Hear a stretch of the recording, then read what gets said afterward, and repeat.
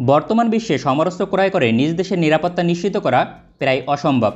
এজন্য পৃথিবীর ধনী এবং অর্থনীতি hello guys, welcome back to another video. Viewer फिर से बहुत ही ज्यादा इंपॉर्टेंट वीडियो है। कोरियन KF-21 फाइटर जेट कितना ज्यादा पावरफुल, अगर बांग्लादेश चाहे तो ये बांग्लादेश की एयरफोर्स में ऐड किया जा सकता है। बहुत ही ज्यादा वीवर इंटरेस्टिंग वीडियो है। अभी तक आप लोगों ने हमारे चैनल को सब्सक्राइब नहीं किया हुआ तो जल्दी से हमारे चैनल को सब्सक्राइब कर लीजिएगा।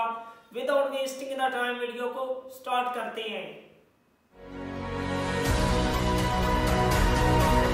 বর্তমান বিশ্বে সমরাস্ত্র ক্রয় করে নিজ দেশের নিরাপত্তা নিশ্চিত করা প্রায় অসম্ভব। এজন্য পৃথিবীর ধনী এবং অর্থনৈতিকভাবে শক্তিশালী দেশগুলো নিজেরাই সমরাস্ত্র উৎপাদনের পরিকল্পনা নিয়ে এগিয়ে যাচ্ছে। তবে অনেক দেশ রয়েছে সমরাস্ত্র উৎপাদনে পৃথিবীর প্রথম সারির দেশগুলোর একটি, কিন্তু আধুনিক যুদ্ধবিমান উৎপাদন করতে সক্ষম নয়। উদাহরণস্বরূপ তুরস্ক, দক্ষিণ কোরিয়া, ব্রাজিল, কানাডা সহ একাধিক দেশ। এই দেশগুলো তাদের নিরাপত্তার জন্য আধুনিক যুদ্ধবিমান ক্রয় করত, কিন্তু এতে বিভিন্ন সময় শর্ত আরোপ করত এবং লজিস্টিক সাপোর্ট দিতে অস্বীকার করত। কেননা বিশ্বের স্বার্থে ভারী সমরাস্ত্রকে তীর হিসাবে ব্যবহার করা একটি পুরনো কূটনীতিক অস্ত্র। এই কারণে যে সকল দেশ সমরাস্ত্র তৈরিতে অগ্রসর তারা নিজেরাই আধুনিক যুদ্ধবিমান তৈরির দিকে অগ্রসর হচ্ছে। এর মাঝে সবচেয়ে এগিয়ে রয়েছে দক্ষিণ কোরিয়া। যদিও দক্ষিণ কোরিয়া সমরাস্ত্র উৎপাদনে পৃথিবীর নবম শক্তিশালী দেশ, কিন্তু তারা আধুনিক যুদ্ধবিমান পূর্বে উৎপাদন করতে সক্ষম ছিল না।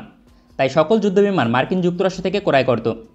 কিন্তু দক্ষিণ কোরিয়া মার্কিন নির্ভরতা থেকে বেরিয়ে আসার জন্য নিজেরাই একটি পরবর্তী প্রজন্মের যুদ্ধবিমান প্রকল্প নিয়ে কাজ শুরু করেছে, যার নাম KF-X। 2001 সালে যুদ্ধবিমানটি তৈরির দায়িত্ব দেওয়া হয় কোরিয়ান অ্যারোস্পেস ইন্ডাস্ট্রিকে, যার অভিজ্ঞতা রয়েছে বিভিন্ন ধরনের এয়ারক্রাফট তৈরি।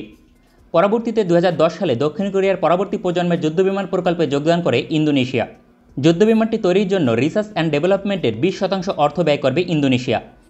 এর ফলে ইন্দোনেশিয়ার ইঞ্জিনিয়াররা অভিজ্ঞতা অর্জন করবে এবং যুদ্ধবিমানটির একটি উৎপাদন লাইসেন্স পাবে ইন্দোনেশিয়া। 2017 সালে অফিসিয়ালি প্রোটোটাইপ উন্মোচন করে দক্ষিণ কোরিয়ান অ্যারোস্পেস ইন্ডাস্ট্রি। ইতিমধ্যে যুদ্ধবিমানটির উৎপাদন লাইন শুরু হয়েছে, যার প্রথম ফ্লাই হবার কথা রয়েছে 2022 সালে, অর্থাৎ সর্বোচ্চ 1 বছরের মাঝে ফ্লাই করবে KF-X ফাইটার। তবে দক্ষিণ কোরিয়া যুদ্ধবিমানটির সার্ভিস নাম রেখেছে KF-21 ফাইটার, যা চলতি বছরে একটি জমকালো আয়োজনের মাধ্যমে করা হয়।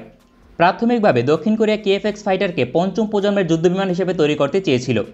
এজন্য মার্কিন যুক্তরাষ্ট্রের সহযোগিতা চেয়েছিল দক্ষিণ কোরিয়া, কিন্তু মার্কিন যুক্তরাষ্ট্র তাতে অস্বীকৃতি জানায়। কেননা মার্কিন যুক্তরাষ্ট্র মনে করে এতে তাদের ভবিষ্যৎ সমরাস্ত্র বাজার ছোট হয়ে যাবে। পরবর্তীতে দক্ষিণ কোরিয়া পরিকল্পনা পরিবর্তন করে এবং KF-X ফাইটারকে 4.5 জেনারেশন যুদ্ধবিমান হিসেবে তৈরির পরিকল্পনা চূড়ান্ত করে। তবে এটি পঞ্চম প্রজন্মের ডিজাইনে তৈরি করা হচ্ছে। পরিকল্পনা সাময়িকভাবে পরিবর্তন করা হলেও দীর্ঘমেয়াদী KF-21 ফাইটার একটি পঞ্চম প্রজন্মের যুদ্ধবিমান হিসেবে সার্ভিসে যোগদান করবে। অর্থাৎ KF-21 ফাইটারের ব্লক 1 সংস্করণ হবে 4.5 জেনারেশন এবং সার্ভিসে যোগদান করবে 2026 সালের মাঝে। যদিও এর অনেক পূর্বে যুদ্ধবিমানটি সার্ভিসে যোগদান করতে যাচ্ছে এটা নিশ্চিত, কেননা ইতিমধ্যে উৎপাদন লাইন শুরু হয়েছে। তবে ব্লক 1 সংস্করণ ফাইটার সিরিয়াল উৎপাদন লাইনে যাবার পরবর্তী সময় ব্লক 2 নিয়ে কাজ শুরু হবে, যেটি হবে পঞ্চম প্রজন্মের যুদ্ধবিমান, অর্থাৎ স্টেলথ ফাইটার, যা সহজে শনাক্ত করা সম্ভব নয়। স্টেলথ সংস্করণ 2028 সালের মাঝে সার্ভিসে যোগদান করার পরিকল্পনা রয়েছে দক্ষিণ কোরিয়ার, একই সঙ্গে ইন্দোনেশিয়ার। KF-21 যুদ্ধবিমান সম্পর্কে গুরুত্বপূর্ণ তথ্য: বিমানটি পরিচালনায় 1 থেকে 2 জন পাইলটের প্রয়োজন হবে। লম্বায় 16.9 মিটার, উচ্চতায় 4.7 মিটার, খালি অবস্থায় ওজন 11,800 কেজি এবং সর্বোচ্চ take off weight 25,400 KG. Engine হিসেবে মার্কিন কোম্পানি জেনারেল ইলেকট্রিকের তৈরি 2টি F414 ইঞ্জিন ব্যবহার হয়, যার ড্রাই থার্স্ট 98 কিলোনিউটন। এই ইঞ্জিনটি মার্কিন যুক্তরাষ্ট্রের F-18E, সুইডিশ গ্রিপেন E এবং ভারতের ভবিষ্যৎ হাল তেজাস মার্ক 2 সংস্করণে ব্যবহার করা হচ্ছে এবং হবে।